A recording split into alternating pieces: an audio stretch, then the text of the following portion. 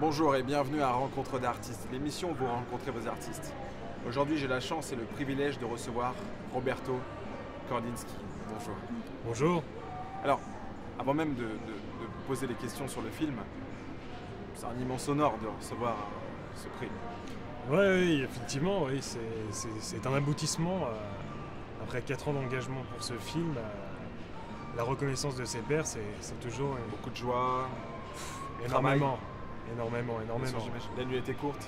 Oh oui, on a terminé au petit matin. Donc, Alors, avant même de discuter du film, parce que le film n'est pas sorti encore en France, je vous propose qu'on revoie les images. And now, please welcome to the actress Louise Dacre. Bonsoir. La cérémonie des Escars est pour nous tous un rêve.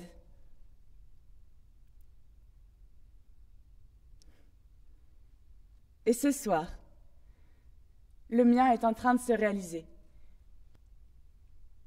Le cinéma, c'est la vie. Et ma vie, c'est le cinéma.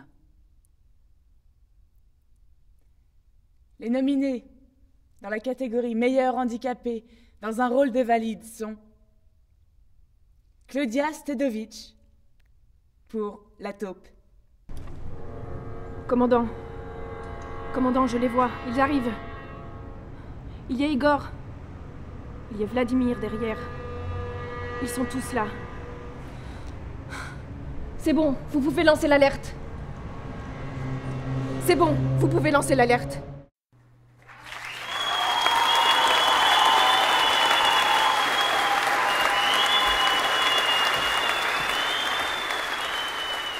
Roberto Kordinski pour Run Lover.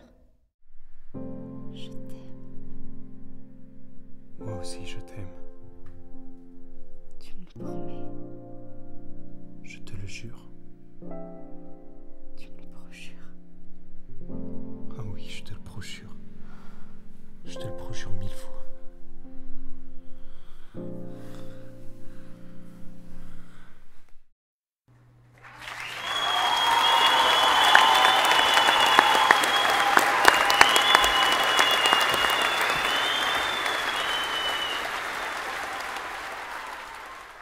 Jérôme Christophe Fonlupt pour Présidence. Monsieur le Président, nous sommes attaqués par la Maison Blanche des États-Unis. Alors nous sommes déjà sur écoute. Fitzgerald, répondez. Celui-là aussi.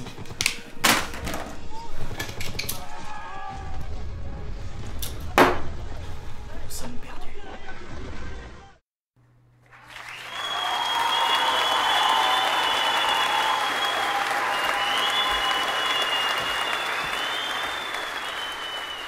Et enfin Elsa Benguigui pour The Silence.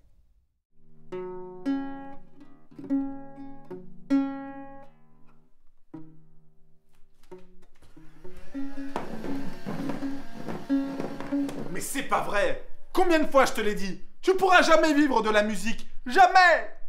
Maman, arrête! Je passe au conservatoire dans une semaine. Je vais me faire entendre par ma musique. Marche! Chérie, tu veux me faire fermer sa gueule à la gamine là?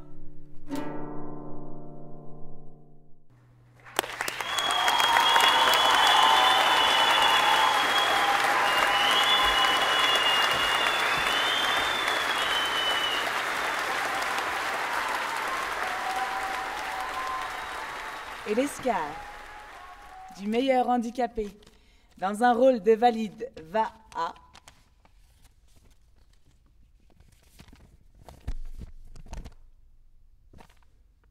Roberto Kordinski pour Run Lover. Et rappelons que Roberto Kordinski a gagné le grand concours des acteurs de France en 1968 et qu'il a une petite sœur qu'il a vue quand il était jeune.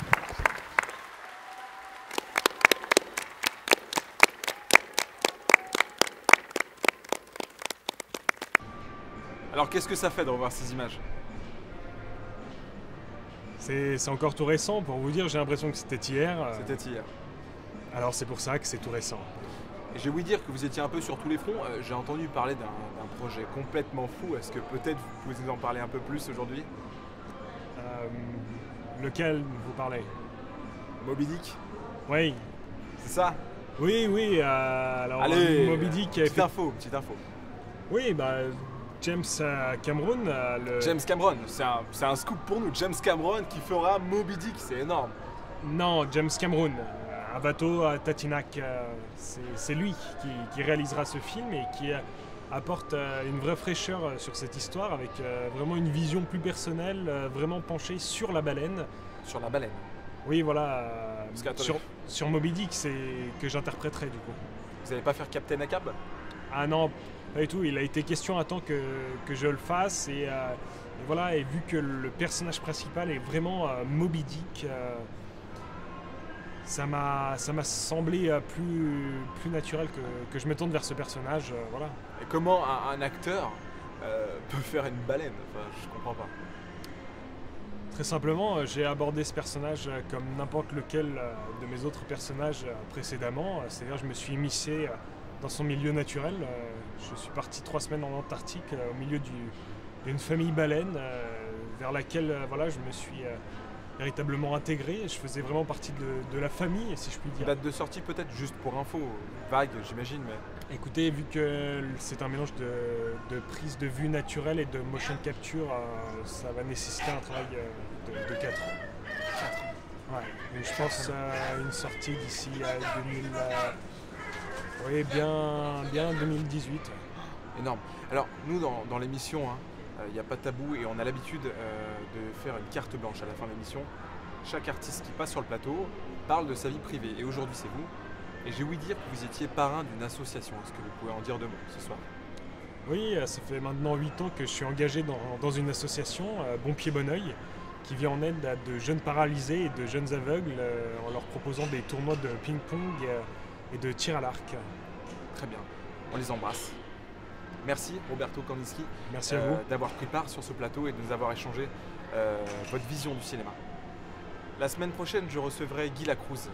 Chanteur discret sur ses prises de position et muet depuis sa naissance, il décide enfin de prendre la parole sur ses soi-disant représentations en playback. Bonsoir.